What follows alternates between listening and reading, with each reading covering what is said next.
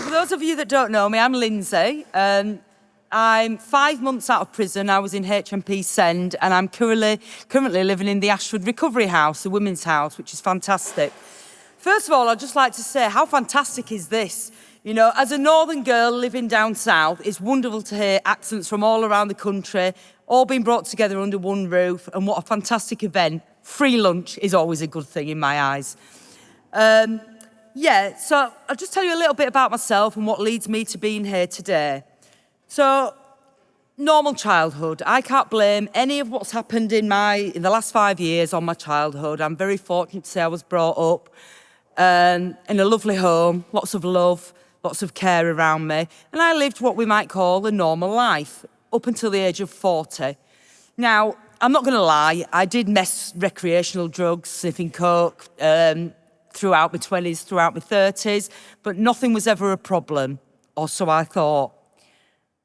I don't know what happened. I turned 40, and I'm not blaming it on that either. All of a sudden, I was in a different place in my life. My children had come to an age where I felt that they no longer needed me. Obviously they did, but they were teenagers, they were off doing their own thing. We'd been through COVID, and I had quite a lot of isolation through COVID, as did most people.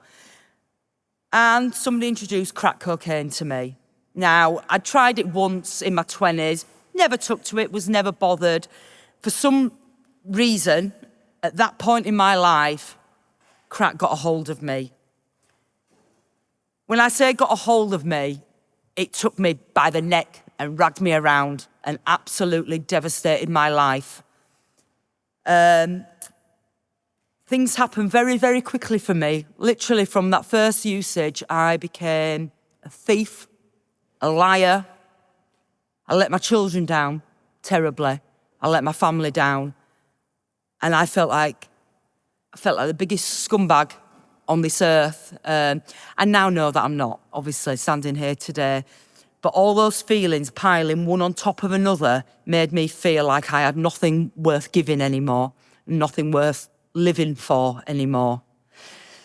So a couple of months in, like I say, my usage spiraled very quickly, very, very quickly. A couple of months in, 4 months to be precise, I decided I was going to take my own life. Yeah, selfish thought, but I felt so unworthy and unlovable, and I knew I'd reached a point of no return. Thank the Lord I didn't. Instead, I reached out to my mum. I've got an amazing family. Now, with that, I went to my mum's, literally on my hands and knees, and said, "Mum, I've got a problem. I've got a problem." My family didn't believe me. They actually thought that I was making it up, saying that I had a substance problem, making it up for attention. They couldn't match Lindsey, the Lindsey that they knew, who'd worked for probation, worked in investment banking, always worked full-time till COVID. They couldn't reconcile that person with the girl on her knees, with marks around her neck, clothes ripped, weeping, saying that, "Mum, I can't do it anymore." So I was accused of being a liar. I almost had to prove that I was a drug user.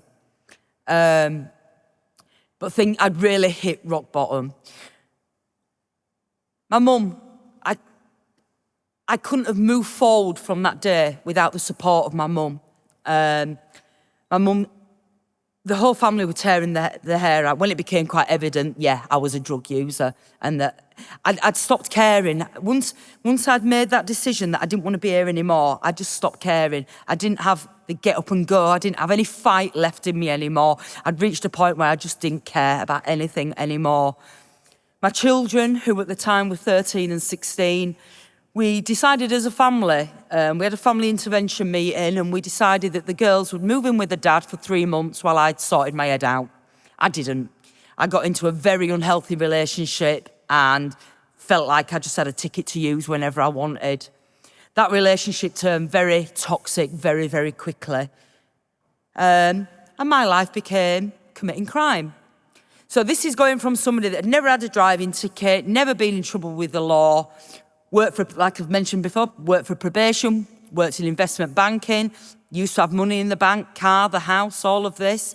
At just over 40 years of age, I'm begging, stealing, borrowing, shoplifting, conning. Every label you can imagine. Every label, thief, con artist, schemer, scammer, all of those labels covered me head to toe. And I continued, and I manipulated, and I abused anybody that walked my path. I took advantage of them. I played on being a victim, and I used it to my advantage. So what happened then? I've been dealing. I thought it was a brilliant idea, bright idea. If I start selling drugs, that pays for my usage. Whee! Good idea, Lindsay. I've been involved with various different dealers, doing bits and pieces here, there, and everywhere. Eventually, me and my ex-partner, we had a debt. And it was more than suggested to me that I would drive a car to pick up a quantity of drugs. Wouldn't have to do anything else, just drive the car. Just drive the car, just from A to B, that's all you're doing. It'd clear our debt. And if I didn't do it, there would be consequences. So again, bright idea, Lindsay. Yeah, I'll do that. I'll probably get a tick from them as soon as I've done it, you know, and they're going to clear me debt. Unbeknownst to me, these people were under police investigation. I got pulled by the police, caught red-handed, quantity of drugs in the car. That's it. So that's where my prison life started. I was on bail for 2.5 years. In that 2.5 years, I did a 7.5-month remand time. Everything was related to drug using, scheming, lying, and all of this stuff. I did beginning of 2023, I got remanded for joint enterprise robbery, which I was present somewhere, and it horrified me. I was 42 years of age, sent to prison in Wakefield, petrified. Not of the people, I'm not bothered about the people, I thought I was invincible. Petrified because of what I'd done to my family. Got out, I prayed on my knees saying if I get out from this, if I get found not guilty, because I was actually not guilty, prayed I'd never touch a drug, never pick up a drink, I'd get all my life back on track. Within a week of being out, I was bang at it again, if not worse. I was awaiting sentencing for this, let's call it my biggest crime, and then got sentenced to 32 months. Went to prison up at HMP Newhall. That was when things changed for me, when I thought, what am I doing? What am I doing? I've got two choices here now, Lindsay. I can either keep doing what I'm doing, come out of prison, re-offend, take drugs. My family were dispersing around me, getting further and further from me. Or I could say, enough is enough, and move forward with my life. So that's the decision I made. So I got transferred down to HMP Send in Surrey, and that's where I was introduced to Forward Trust. It was a different treatment provider up north, and I thought, who are these Forward Trusts? What can they do for me? So I'd asked if I could do a 16-week programme called Stepping Stones, but I'd missed the cohort of this, and I was going to be released, didn't have time to do it. So I kept going to my key worker with Forward and saying, tell me what you can do, what do you do?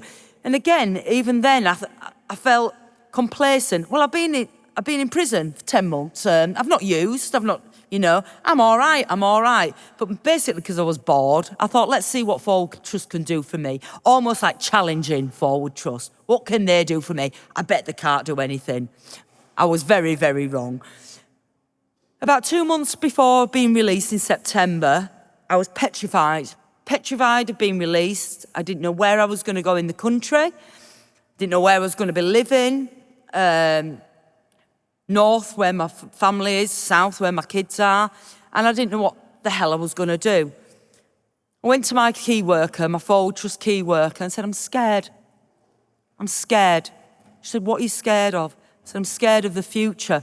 I'm scared of being in the community. I'm scared of what I'm capable of. So she said, have you thought about recovery housing? I said, tell me more. I didn't think that I would qualify, meet the criteria. I thought, I'm not as bad as them. I only use crack. But then I reminded myself how that pulled the carpet from underneath my entire family. Not just me, not just my children. My mum's mental health has been affected. The shame I've brought to the family.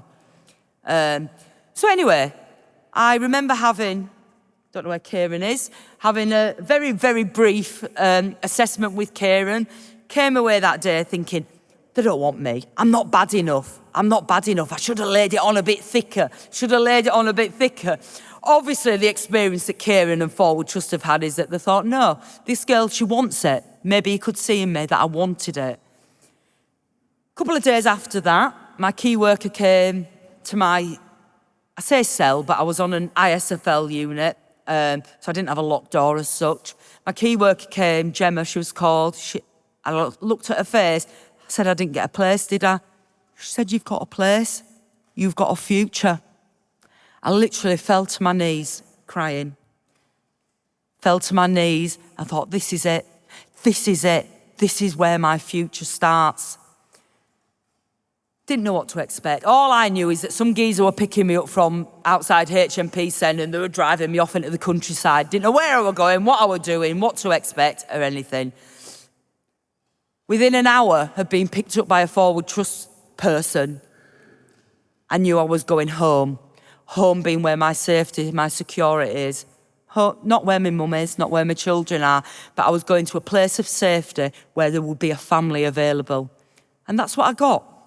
Forward Trust gave me a family. That sounds really cheesy, I know, and I do tend to say a lot of things cheesy.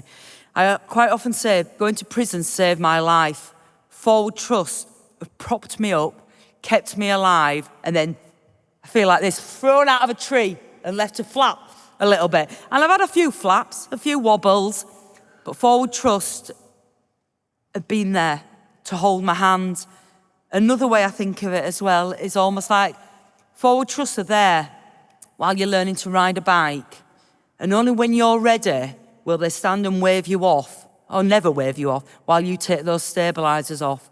I've now reached a point where my stabilisers are off, but I'm still looking back and Forward are there. Thumbs up. Keep going, Lindsey. You're doing fab, Lindsey. Forward Trust is now part of my life. Forward Trust is now part of my family. You know, my mum, who hadn't got a clue about any of this sort of stuff, you know, she talked so fondly of Forward Trust because it saved her daughter. It's brought her daughter back to her. When we talk about the magic of recovery is I can now go and see my daughter. I've got one daughter who no longer wants me in her life, and that crucifies me every day. But I have hope. I have hope because I know what I'm doing right here, right now, today, this week, this coming month, this coming year is for the good, and I have hope for the future. But the magic of recovery is I've just spent a week in Leeds with my mum. The magic of recovery is I can walk out of here and speak to my youngest daughter and things are good. The magic of recovery is that Forward Trust are there, always, a bit like Jiminy Cricket, always there at the side of you, but supporting me. I've had opportunities almost daily. Fiona, I have to say thank you to. She's one of my biggest advocates. and every time I see Fiona ringing my phone, I think, come on, this is my future. And it's proving to be so. I don't know what else to say, really, other than this is unity, right? All of us in one room, all of us at different stages of recovery, all of us with doubts, all of us with fear. But if we just look around to the side of us, we're all in it together, and that is the magic of recovery. And I think I'm about done. Thank you. Thank you.